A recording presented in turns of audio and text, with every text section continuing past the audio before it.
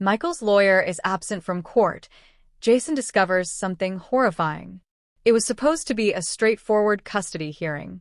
Michael Corinthos, prepared, calm, and determined, stood ready to face the judge in a matter involving Wiley's future again.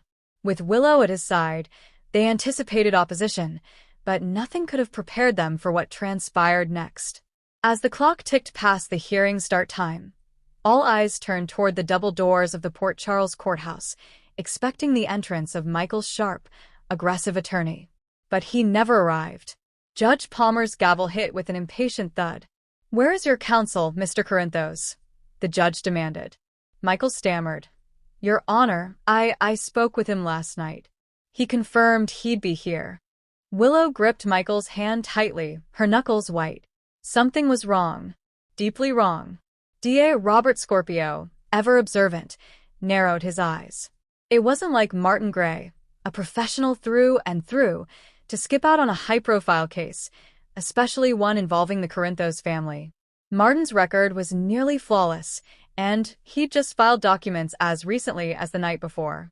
"We're investigating his whereabouts," Diane Miller later informed Sonny Corinthos, her tone serious.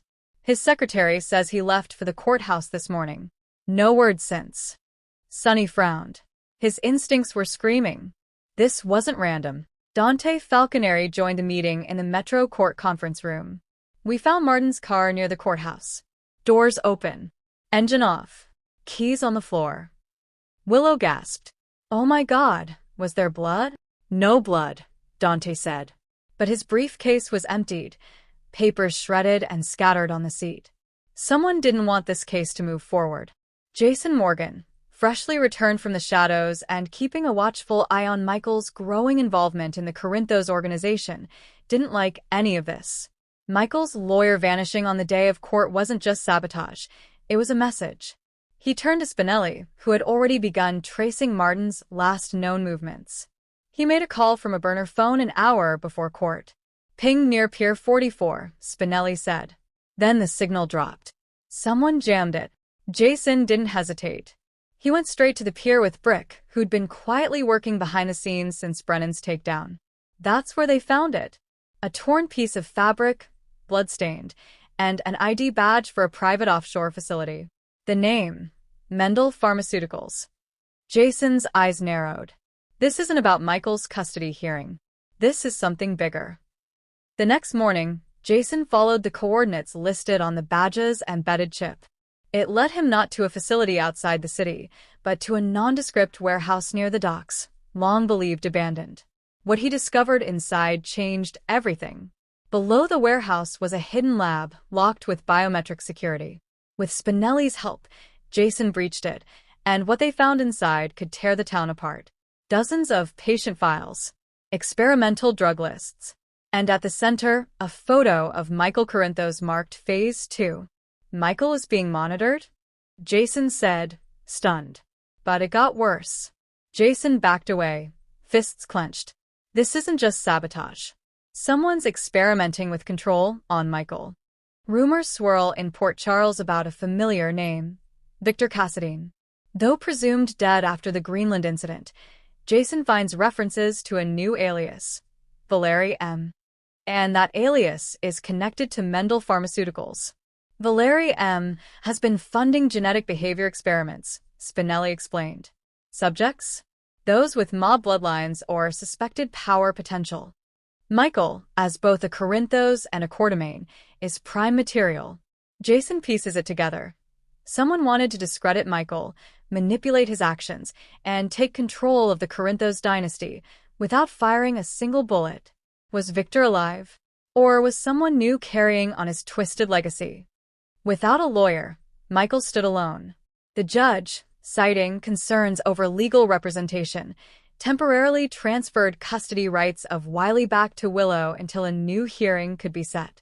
Though a small consolation, Michael felt the weight of humiliation and fear pressing down. Nina Reeves, standing smug in the gallery, whispered to Ava, "He's losing everything." But Ava didn't smile. She had seen the way Jason glared at her earlier. You shouldn't celebrate just yet. If Jason's back, this isn't over. Carly Spencer, always a mama bear when it comes to her son, demanded answers from the mayor's office. Laura Collins, weary from months of chaos in the city, admitted that the name Mendel Pharmaceuticals had come across her desk. It was flagged during the waterfront development proposal, Laura said. Someone's buying up property under shell corporations. Why? Carly clenched her fists. Because someone is building a new empire beneath our feet. Meanwhile, Brooklyn Quartermain stumbled across old files in Edward's office, files her grandmother tried to bury. They included a medical trial agreement signed by Michael when he was a teen during his coma recovery.